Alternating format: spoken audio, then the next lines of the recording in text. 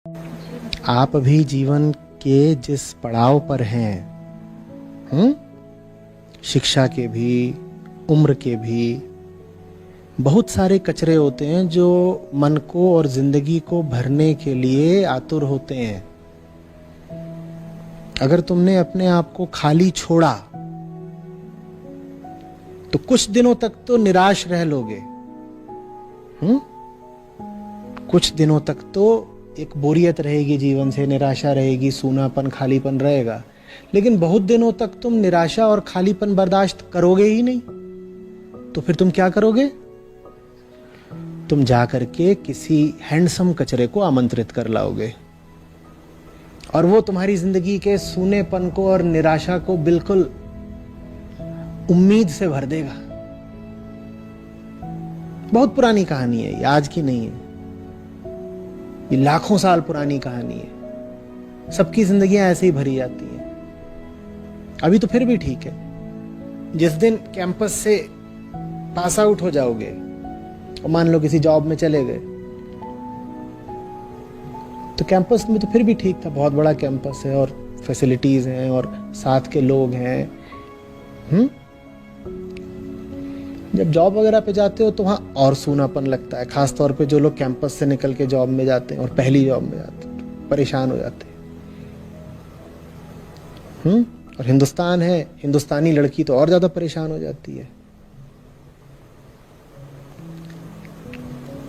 और ज्यादा परेशानी बढ़ जाती है जब पता चले कि सिर्फ हम ही निराश बच रहे हैं, बाकी सबको आशाएं मिलती जा रही हैं एक एक करके।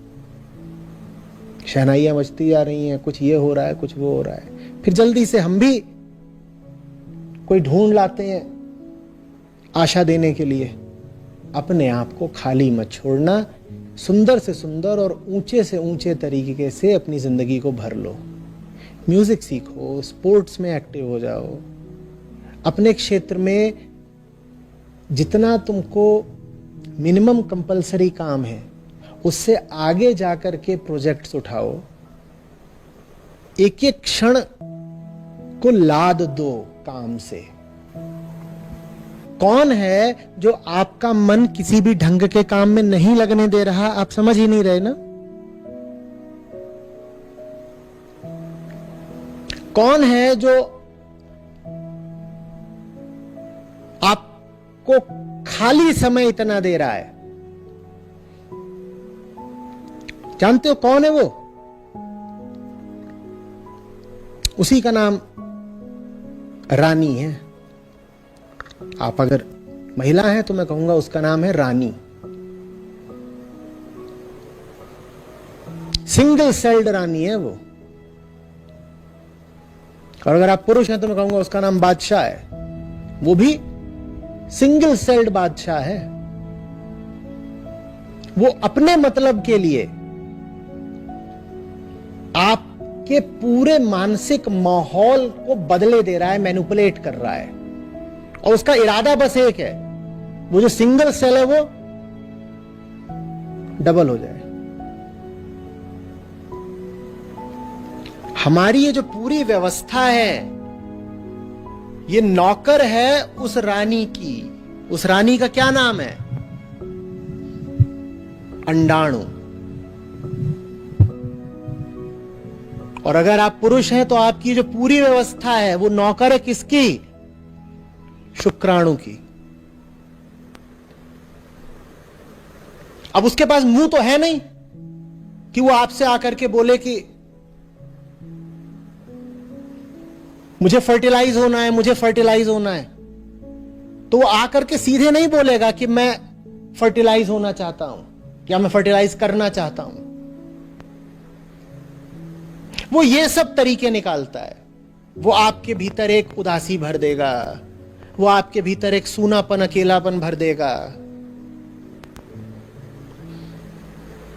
और खास तौर पे जवान लोगों में शामें वीरान हो जाएंगी, रातें तन्हा हो जाएंगी और आपको लगेगा ये सब तो कुछ ऊंचे तल का काम हो रहा है, ये तो कुछ शायराना काम हो रहा है। आप गजल वगैरह सुनोगे, हो सकता है लिखने भी लग जाओ, कुछ कविता गजल लिख डालो, आपको लगेगा ये तो कुछ उस तल का काम हो रहा है ना।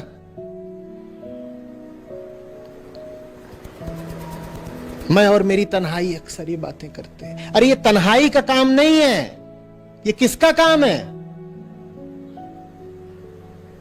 ये एक बहुत छोटे से उपद्रवी का काम है, बहुत छोटा सा उपद्रवी है, वो ये सब करवा रहा है।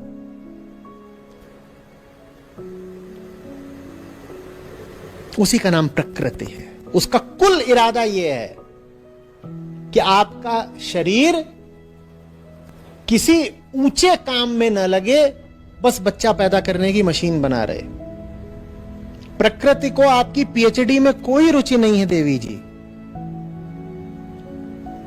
प्रकृति को कोई समस्या नहीं होगी अगर आप अपना एमटेक भी छोड़ दो। आप आईआईटी से आज बाहर निकल जाओ, प्रकृति ताली बजा के हंसेगी, उसे कोई समस्या नहीं है, खुश हो जाएगी। बल्कि प्रकृति माने समझ रहे हो ना, ये जो देह लेके बैठे हो और उस देह के भीतर जो अंडाणु लेकर के बैठे हो, वो चाहते यही है कि तुम आईआईटी भी छोड़ दो। प्रकृति के लिए तो बहुत तकलीफ की बात हो जाती है अगर तुम ज्ञान की सेवा में निकल जाओ। और प्रकृति को खास तौर पर तकलीफ होती है जब कोई महिला ज्ञान की दिशा में आगे बढ़ती है।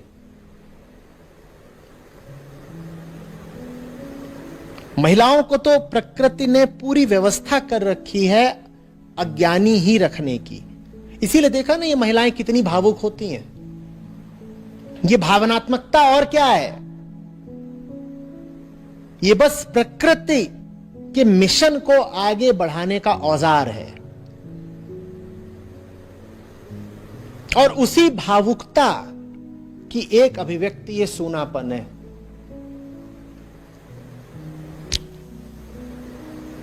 शाम सुनसान है और रातें तन्हा है। फिर रातों में आदमी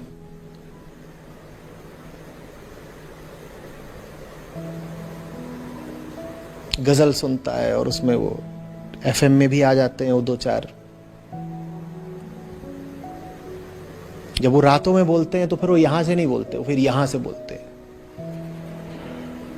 रात का वक्त है,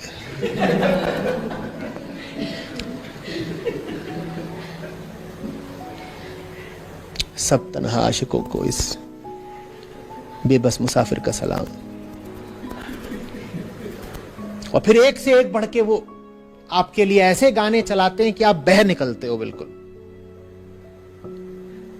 और फिर सोने से पहले आप कहते हो अब थोड़ा Naukri.com छोड़ के Shaadi.com देख लिया जाए, नहीं तो फिर पॉर्न।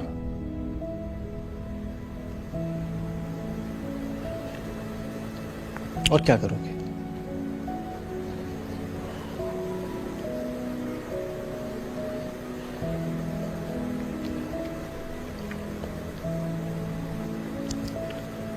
फिर कह रहा हूं, जिंदगी को जो भी तुम्हें ऊंचे से ऊंचा उद्देश्य समझ में आता है उसमें डुबो दो, नहीं तो तत्काल और घातक अंजाम होते हैं।